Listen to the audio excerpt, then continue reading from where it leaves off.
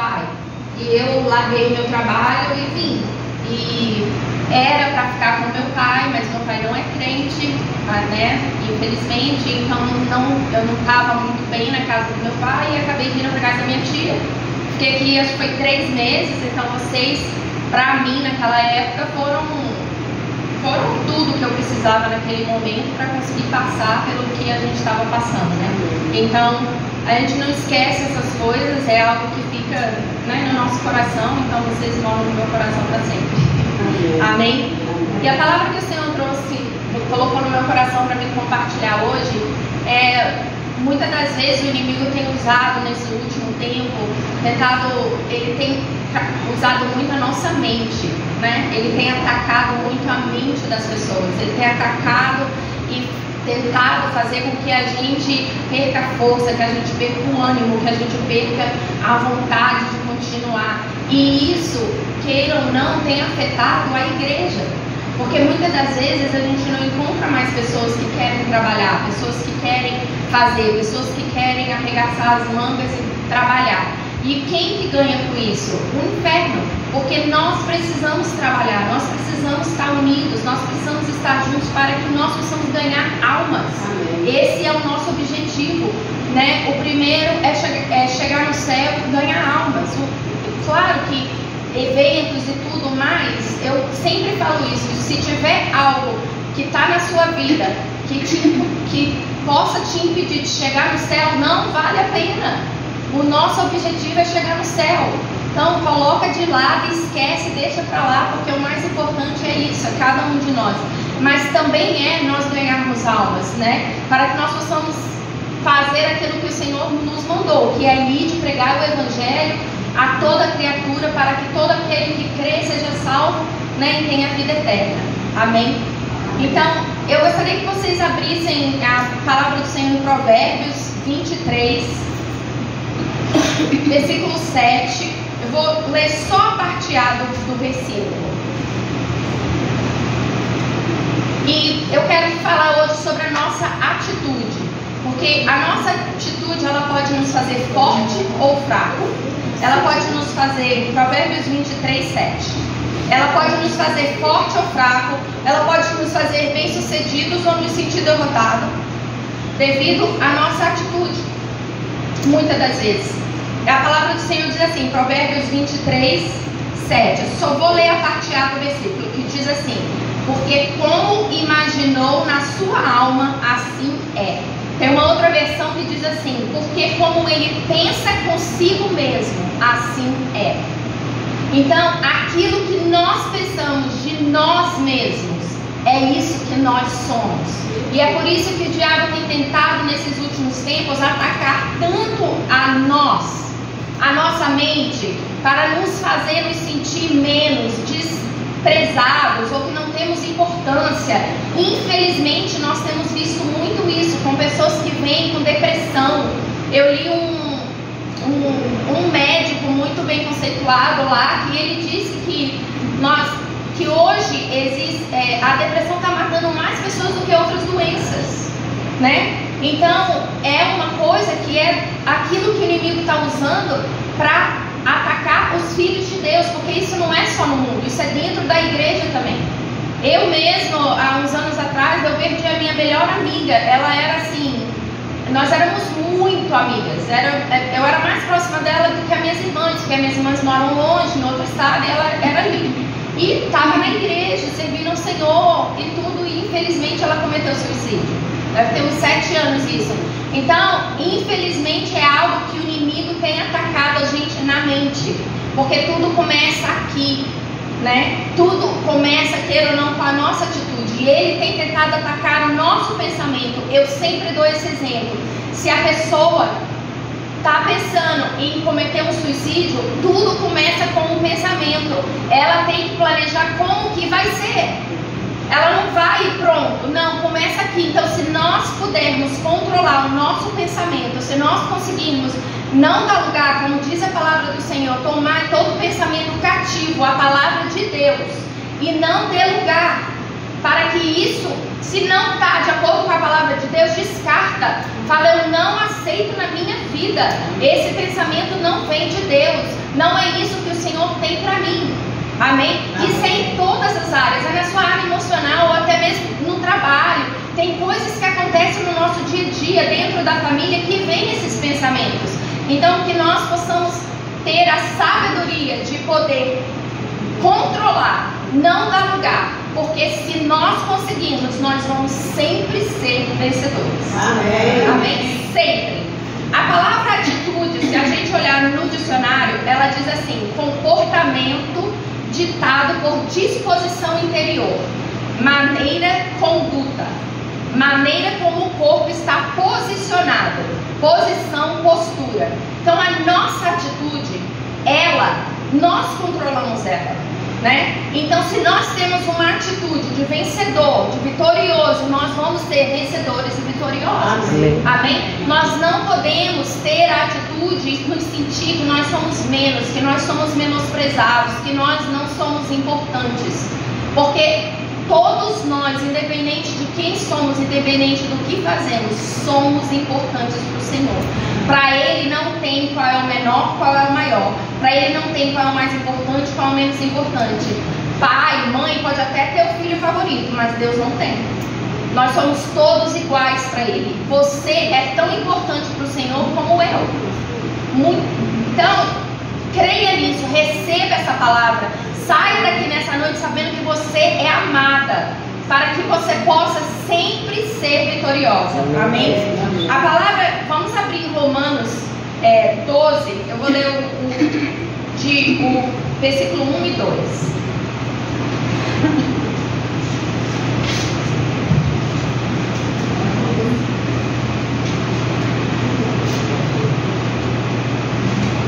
Romanos 12, 1 e 2. Aqui Paulo está dizendo assim: rogo, pois, irmãos, pela compaixão de Deus, que apresentai-vos o vosso corpo em sacrifício vivo, santo e agradável a Deus, que é o vosso culto racional. E não vos conformeis com este mundo, mas transformai-vos pela renovação do vosso entendimento, para que experimentais qual seja a boa, agradável e perfeita vontade de Deus. Amém? Então ele está falando para que nós possamos ser transformados, né, pela renovação do nosso entendimento. Amém? Aquilo que nós pensamos, aquilo que nós agimos baseado no nosso pensamento. Quando nós lemos esse versículo, essa palavra rogo-vos, talvez eu sempre li ela e sempre pensei assim, é como se Paulo estivesse implorando ou estivesse pedindo, pelo amor de Deus, estou rogando a vocês isso. Só que se você for ler e for ver o que essa palavra diz, ela diz assim, nesse versículo, não quer dizer implorar, mas que você deve apresentar o seu caso de uma forma que produza aquilo que você deseja. Amém? Que você possa apresentar o seu caso de uma forma que você receba aquilo que você precisa. Muitas das vezes a forma em que nós apresentamos algo em certas situações, nós mesmos já apresentamos de uma forma em que nós não vamos vencer, né? Por exemplo, nós podemos dar um exemplo de uma mãe com seu esposo. Se você, né, tem criança pequena e você fala assim, meu querido, você pode me ajudar e dar mamadeira para a criança? Você está dando a opção a ele de falar sim ou não. Mas se você apresentar o seu caso de uma forma diferente e você falar, meu querido, olha, tem muita coisa para fazer, me ajuda, dá mamadeira para a criança enquanto eu faço isso. Então, você apresentou o caso, você apresentou aquilo que você precisa de uma outra forma. É a mesma coisa, só que o que você vai receber de volta é diferente. Então, por isso, nós temos que ser mulheres sábias. A palavra do Senhor diz isso, que a mulher sábia edifica a sua casa e a tola com as suas próprias mãos a destrói. Então, nós precisamos ser mulheres sábias, pedir ao Senhor essa sabedoria. Se está na palavra aqui, Ele vai nos fazer sábias, Ele vai nos fazer mulheres capacitadas e dar um passo atrás, às vezes, entendeu? E pensar antes da gente agir. Muitas das vezes a gente deixa a nossa emoção tomar conta. A gente age na emoção, a gente age naquele momento. Eu era muito assim, muito. Eu agia e não queria nem saber. E muitas das vezes, quando nós agimos dessa forma, depois nós que nós vamos ver o que aquilo causou, nós nos arrependemos. E a gente pensa, poxa, se eu pudesse mudar, eu mudaria. Uma vez uma pessoa me contou uma história, eu vou contar ela só porque assim, pra mim, irmãos, foi o que transformou a minha vida em não ser dessa forma. De ser, resolver tudo, tem que falar e pronto. É boba a história, mas pra mim transformou minha vida. E assim, a historinha é assim, duas crianças estavam brincando de casinha, com um joguinho que uma delas tinha ganhado, que era os copinhos, pratinho, tudo de porcelana. E aí a mãe dessa criança falou assim, vem, vamos que a gente tem que sair. Então a amiguinha dela falou assim, deixa eu usar seu brinquedinho. Ela, mas eu ganhei hoje da minha mãe, e não, é muito. Ela, não, mas eu vou cuidar direito, não vai acontecer nada, por favor. Ela deixou, saiu com a mãe. Quando voltou com a mãe, que elas vão estacionar o carro, ela viu o brinquedo todo quebrado. Todas as peças estavam quebradas. E aí, quando ela olhou aquilo, ela ficou com muita raiva. Ela chegou em casa e falou para a mãe dela, eu vou ligar para minha amiga, como que ela faz isso? Eu falei com ela para tomar cuidado, ganhei esse presente hoje, eu gostei tanto do presente. E a mãe dela falou assim para ela, agora não, deixa a raiva passar e vai para o seu quarto. E ela foi. Passou uma meia hora, a campainha da casa tocou. E quando tocou, era essa amiguinha com um pacote de presente para ela. Aí quando ela abriu a porta, ela falou, olha, a minha mãe saiu e comprou para você um conjuntinho igualzinho que você deixou eu brincar. Sabe aquele menino do prédio que é ruim? Ele veio, pisou em tudo, quebrou tudo. E eu fiquei chorando, desesperada. Mas a minha mãe falou, não preocupa que eu vou comprar outro para você dar para ela. Se ela tivesse agido na raiva, ela tinha acabado com a raça daquela menina. Porque a gente, quando está com raiva, a gente não mede o que a gente fala. E não era culpa daquela menina. Então, às vezes, nós temos que dar um passo para trás, deixar a raiva passar, para que nós possamos agir com sabedoria naquilo que nós vamos falar, naquilo que nós vamos agir e como nós vamos agir. Amém? Porque às vezes nós mesmos trazemos sobre nós coisas que não são necessárias por causa da nossa atitude. Tudo vem com isso, por causa da nossa atitude. Amém? Amém. A palavra atitude também significa a sua posição referente a um ponto de segurança. Qual é o nosso, como cristão, qual é o nosso ponto de segurança? Aqui, ó. A palavra de Deus. Essa aqui é o nosso ponto de segurança. Se está aqui, você está garantido. Se está prometido aqui, pode ter certeza. É igual as pessoas falam assim, né? Que alguns não creem que Jonas foi engolido por uma baleia. Aí eu já ouvi um pastor falando assim, se tivesse na Bíblia falando que foi Jonas que engoliu a baleia, eu acreditava. Porque está na Bíblia. Porque está na palavra. Então, nós não precisamos ter dúvida. O que está aqui vai se cumprir na nossa vida. Amém? Então, se nós pensarmos, né, que a nossa atitude é a nossa posição referente a um ponto de segurança, vamos imaginar um piloto de avião. Qual que é? O que ele tem ali? Ele tem aquela bússola, aquele compass, é tudo que ele tem. É aquilo ali que é o ponto de segurança dele. Para onde ele vai, o que ele vai fazer, qual lado, se tem outro avião vindo, qual a distância que ele está, como que ele chega no ponto que ele tem que estar. Amém? E nós temos que ser assim, mas com a palavra de Deus. Para ela nos orientar aonde nós vamos, se tem alguém perto que tem que manter distância, porque às vezes nós temos que fazer. Para nós estarmos bem. Amém? Se tem alguma coisa que está chegando próximo que vai criar um acidente, uma morte, não estou dizendo aqui morte física, muitas das vezes nós estamos dentro da igreja mortos.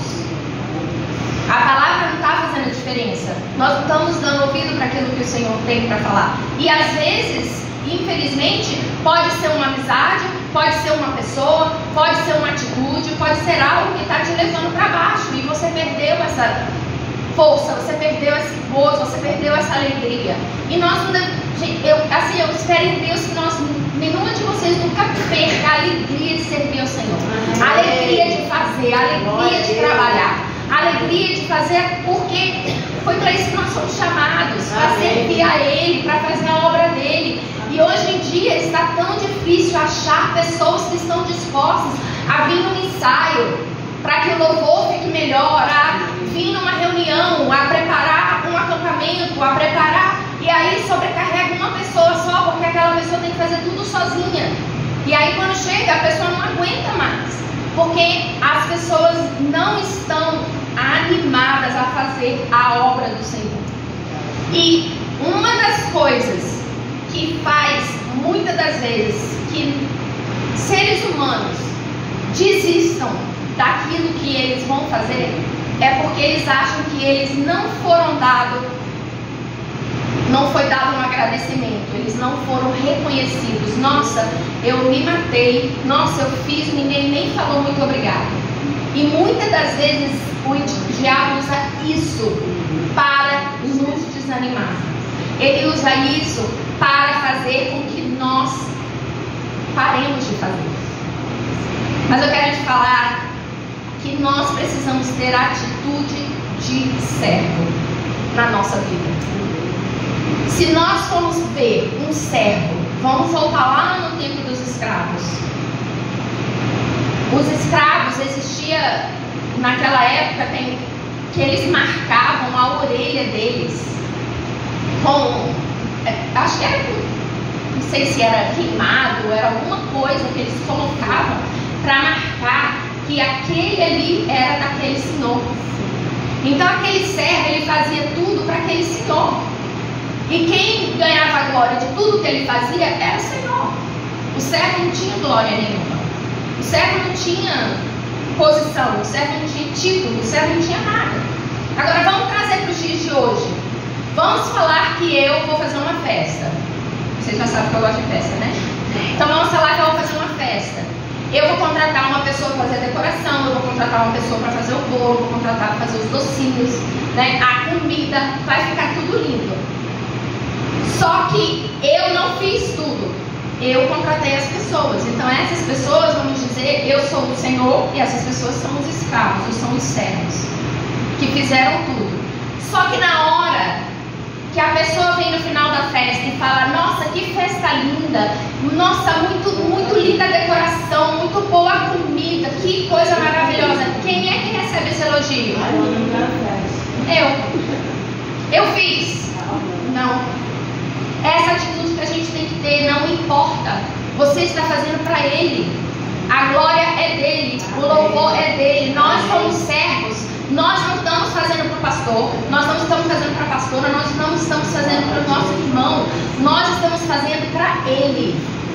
No momento em que nós temos essa atitude de que aquilo que nós estamos fazendo é para Ele, não importa o que ninguém pensa, não importa qual a posição, não importa o que você está fazendo. Amém? Amém. Paulo diz, vamos ler em Romanos 1:1.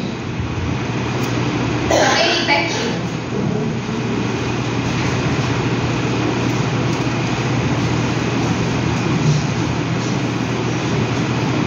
Diz assim: Paulo, servo de Jesus Cristo, chamado para apóstolo, separado para o Evangelho de Deus.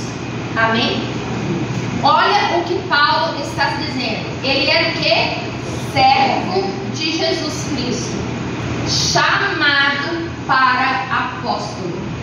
No momento em que nós entendemos que todos nós somos servos de Cristo e que o nosso título não significa nada, o título, ele é somente para dizer: você é pastor, você é professor, como a palavra do Senhor diz, Efésios 4:11, uns para apóstolos, outros para profetas, evangelistas, pastores e professores. A intenção de Deus nunca foi para que essas posições fossem títulos, mas sim como se fosse uma forma de dizer qual é o seu trabalho. Amém? Nós todos somos servos e nós fomos chamados alguns como pastores, como professores, mas não importa o que você está fazendo. Eu sempre dou esse testemunho. O meu esposo, ele logo eu acho que ele tinha 14 anos, eu não sei a idade certa, mas Deus usou uma pastora na igreja que ele estava falando que ele ia ser um pastor, que Deus tinha chamado na vida dele, e ele acreditou nisso. Quando ele foi para os Estados Unidos, ele foi em 86, e aí ele estava lá. Nessa época não existia seminários como hoje em língua portuguesa, só tinha em língua inglês, e ele não falava inglês fluente. E ele falou, mas Deus falou que eu tenho esse chamado, mas eu tenho que me preparar, eu tenho que fazer a minha parte. Então ele foi para um seminário americano para estudar, para ser pastor um dia, quando Deus resolvesse chamar ele, porque ele sabia que tinha um chamado. Ele conta o testemunho de que quando ele chegou na aula, a professora estava dando aula em inglês, ele não entendia nada, nada. Ele abaixou a cabeça, ele orou e ele falou assim, Senhor, o Senhor me chamou, eu estou tentando fazer a minha parte para me preparar, mas eu não estou entendendo nada que essa mulher está falando, abre o meu entendimento. E ele diz que quando ele levantou a cabeça, ele entendia tudo que ela estava falando. Ele até brinca quando ele dá esse testemunho, ele fala assim, a gente pede porque não sabe pedir certo, né? Eu já devia ter pedido a Deus assim, faça o que eu entendo e fale tudo, mas eu só pedi para entender e depois tive que ir para a escola para aprender a falar e escrever. Mas ele estava fazendo o que Deus tinha mandado. Nós nos casamos, ele terminou o seminário, eu não conhecia ele quando ele estava no seminário. Nós nos casamos, depois que nós nos casamos, quando a gente tinha 8 meses de casado, nós mudamos para a Flórida.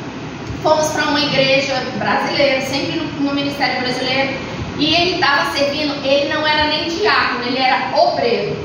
E o trabalho dele era chegar na igreja mais cedo, ir no banheiro, ver se estava tudo limpo, ver se tinha papel higiênico, ver se estava tudo organizado. E ele fazia com todo prazer. Ele chegava, ele ia, ele varria a frente da igreja, ele ia para lá, ele limpava o banheiro, tudo. Ele nunca se sentiu menos por causa disso. E ele fala, ele saiu de obreiro e foi ordenado a pastor. Deus falou com o pastor que era para ordenar ele como pastor e enviar ele para um campo onde estava abrindo uma igreja da igreja para pastorear aquele grupo que já estava ali. E assim, ele já tinha o estudo, ele tinha se preparado, mas a posição que ele estava, ele não se sentia menos. Eu escrevi assim, quando alguém fica chateado porque ele está limpando o banheiro da igreja, a razão que ele fica chateado é porque ele acha que ele é só um faxineiro. Isso não é quem você é, isso é a sua função, é a função que você exerce no momento, mas essa não é quem você é, essa não é você.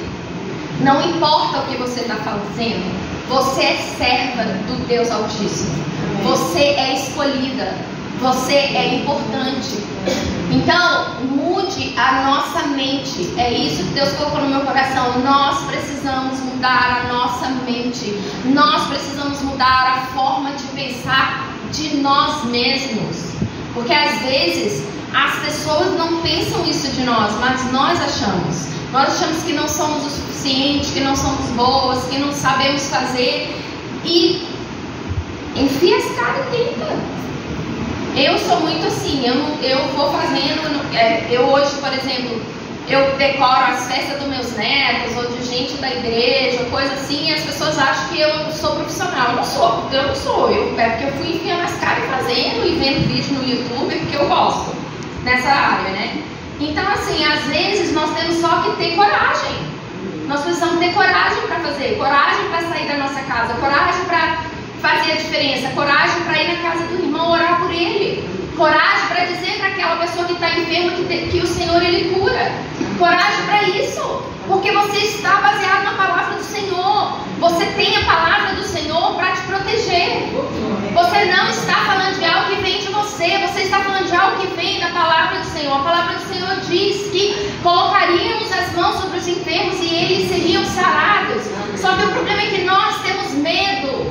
Nós achamos que não somos o suficiente. Nós achamos que só quem pode, Deus só pode usar o pastor. E não é. Deus chamou cada um de nós. Ele chamou você para fazer a diferença. Você pode falar com a sua vizinha. Você pode falar com aquela pessoa que está no seu trabalho. Você pode fazer a diferença na vida de alguém. E a palavra de Deus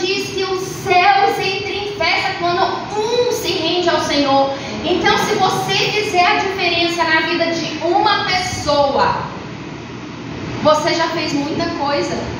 Amém? Mas Deus quer usar você para fazer a diferença na vida de várias.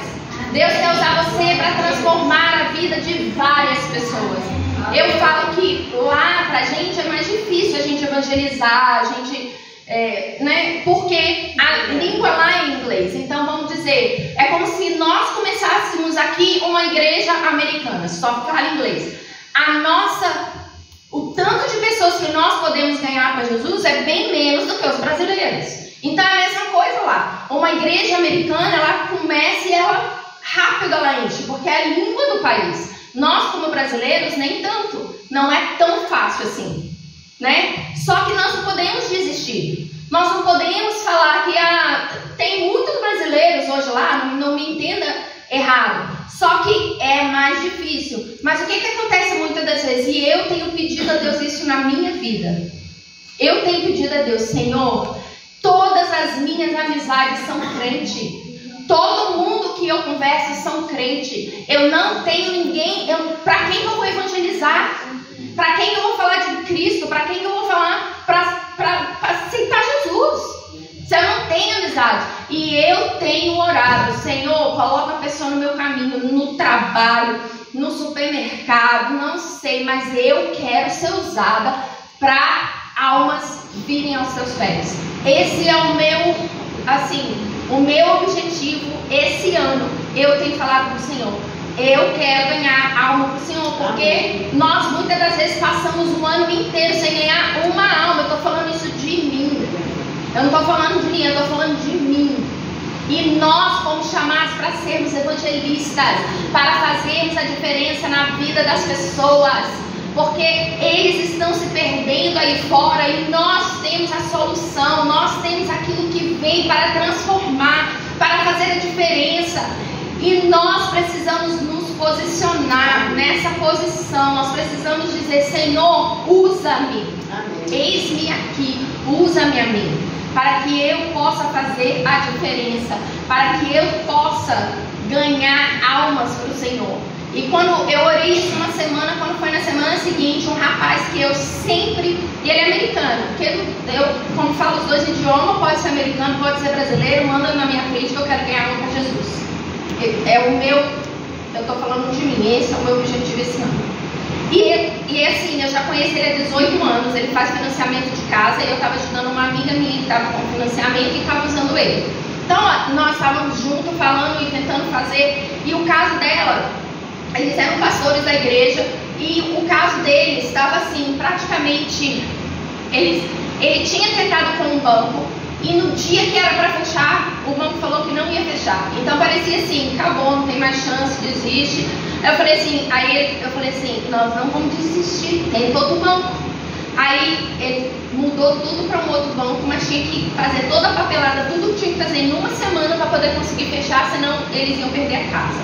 Só que esse banco, eles tinham uma exigência, que para confirmar que é uma das coisas lá, que a pessoa realmente trabalha naquele trabalho, tem que ter um número de telefone para eles ligarem, confirmarem que não é um celular de uma pessoa. Só que era a igreja, uma igreja brasileira, pequena. E hoje em dia, irmãos, ninguém tem mais telefone de igreja. Ninguém tem mais um telefone que é o número da igreja, porque o pastor atende no telefone dele, a esposa do pastor no telefone dele. Não tem, eu não sei aqui, mas lá não tem. Então eu fiquei pensando, e agora? Como é que vai ser isso? Ele falou assim, eu não sei, eu vou explicar que é uma igreja pequena, que não tem um número, e vamos ver o que dá. Tá bom. No dia seguinte, ele liga pra mim e fala assim, Aline, você não vai acreditar o que aconteceu. Eu falei, o que aconteceu? O banco falou, ele mandou uma mensagem de texto falando que o banco tinha confirmado a ligação e que estava tudo certo. Aí eu pensei, confirmou como? Que era pra mim que eles tinham que ligar. Não me ligaram. Aí eu liguei para a esposa do pastor, que ele só tinha o meu número dela ou do esposo. Como o financiamento ia ser no nome dele, ele não podia confirmar. Então era só eu ou ela. Eu liguei, Rebeca, você recebeu um telefonema do financiamento? Ela falou, não. Eu falei, o Otto acabou de dizer que o banco confirmou, falou com alguém que confirmou. Ela falou, como assim? Eu falei, não sei. Eu falei, quem atendeu esse telefone? Que número que eles ligaram? Aí eu mandei mensagem para ele e falei assim: como assim? Com quem que eles falaram? Eu falei: não sei, não foi com você? Eu falei: não. Aí ele me mandou o e-mail da confirmação. Aline, olha aqui, ó. Me mandou e-mail que o irmão mandou, que ligou, que falou tal hora, que confirmou. Com quem? Com quem eles falaram? Não sei. Foi um milagre, não foi um anjo do outro lado aqui. Então, mas com essa situação, eu peguei o telefone e eu comecei a pregar pro Austin. Eu falei: esses são pastores, eles estão servindo ao Senhor, eles deixaram tudo deles na cidade que eles tinham. Ele deixou a empresa dele, ele vendeu a casa dele para vir para cá, para assumir o ministério do pai dela, para a obra está crescendo. Então aquele banco negou. Eu falei para você: não vamos desistir, vamos pegar outro banco. E isso é para você ver qual é o poder da oração e daqueles. E eu comecei a pregar para ele. Quando eu desliguei, eu falei: meu Deus, eu estou pedindo a Deus a oportunidade para me entregar, para mim fazer a diferença, e Deus está me dando. Então, que você saia daqui nessa noite com essa autoestima, crendo que você é capaz, crendo que você pode. Não pense que você é menos do que a mim, do que a pessoa que está do seu lado, do que o seu líder. Você é importante para o Senhor. Você tem um chamado para o Senhor, do Senhor. E Ele quer te usar. Amém. Ele quer ver você fazer uma diferença. Amém. Então não permita que os pensamentos do inimigo venham na sua mente e tome conta para te colocar para baixo, para tentar fazer que você se sinta menos. Não permita. Amém? E eu vou terminar lendo Colossenses 3, 23 e 24.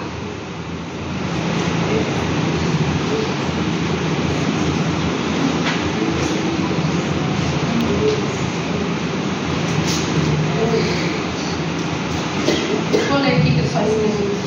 Colossenses 3, 23 e 24 diz assim: e tudo quanto fizerdes, fazei de todo o coração, como ao Senhor e não aos homens, sabendo que recebereis do Senhor o galardão da herança, porque a Cristo o Senhor servis. Amém? Então tudo que você fizer, faça de todo o coração. Eu sempre falo isso, irmãos, na hora que você precisar de um milagre, na hora que você precisar do impossível, na hora que você precisar daquilo que não tem solução, nenhum homem pode te ajudar. Só Deus. Então faça de todo o seu coração para Ele. Independente se alguém está vendo ou não está vendo. Independente se você está recebendo crédito ou não recebendo crédito. Eu já fiz muito evento. Eu fiz um evento uma vez na igreja, uma escola de obreiros, eu e meu esposo. Só que eu falo assim, eu fiz porque no dia que ia começar o evento, o Homer torceu o pé. Ele foi de muleta, ele não conseguia andar, ele não conseguia ir com dor. E assim, nós que estávamos na frente, então eu fiquei igual uma barata tonta, fazendo, acontecendo. E 3 dias seguidos. E no final, infelizmente, aconteceu que no dia que foi dar agradecimento aos preleitores, que foram e tudo, fizeram, glória a Deus.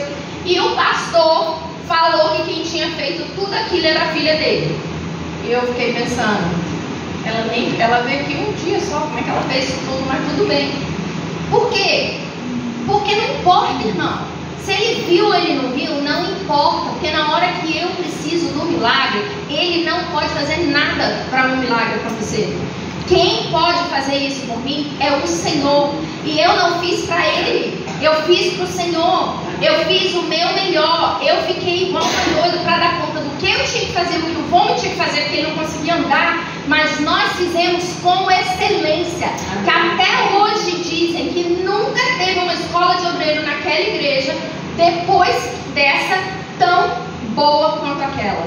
Então quem ganha glória, quem ganha, não importa, faça o seu melhor para Ele. Porque na hora que você precisar, você tem crédito. Amém? É igual quando a gente guarda dinheiro na conta da poupança e na hora que vem algo tá ali. Nosso Deus, Ele é assim, faça o seu melhor. para Ele, porque na hora que você precisar, Ele vai estar lá para te abençoar. Amém? Amém. Amém. Glória a Deus.